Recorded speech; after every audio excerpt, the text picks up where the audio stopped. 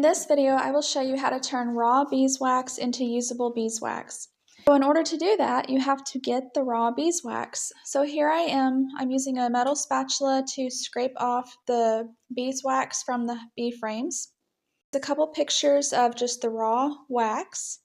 I put it in a large stock pot. You just want to put it in a pot big enough for the beeswax, but also to cover with water. So I am just adding some cold water, and I'm just barely covering the beeswax. All right, once you cover with water, you do not put a lid on, okay? So no lid.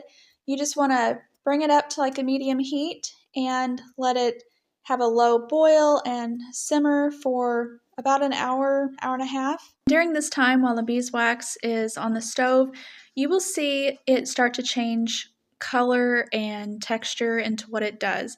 The wax will begin to melt, so it'll be more fluid, more liquid, and it will be easier to stir. As you stir, there will be considerable foam, but then over time, you'll start to see less foam and more yellow from the actual wax itself separating from the rest of the material. And then the farther you go, you will see less overall foam, period. And it is during that time that I consider it ready to strain off.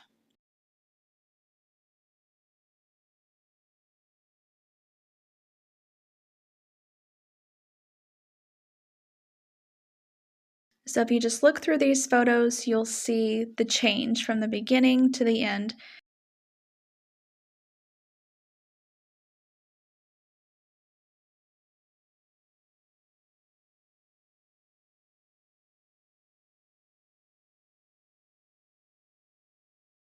Here's a photo where there's really no foam at all.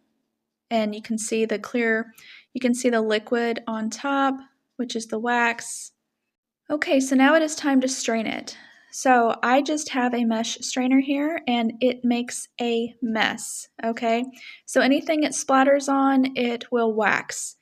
This is a picture of the debris, of the stuff that you do not want. And this debris could consist of, pests from the hive. It could consist of dead bees, pollen, dirty wax, really anything. So once you filter it, then you want to let that liquid, it still has water, remember?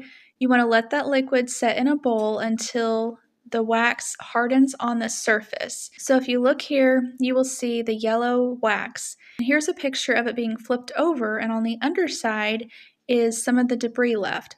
Once that wax hardened, I broke it up, put it in a pot, and brought the pot up to a low simmer just for that wax to melt.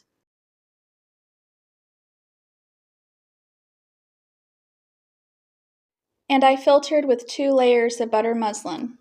And here is some additional debris that we do not want. So I filtered it out. Now we have the pure wax.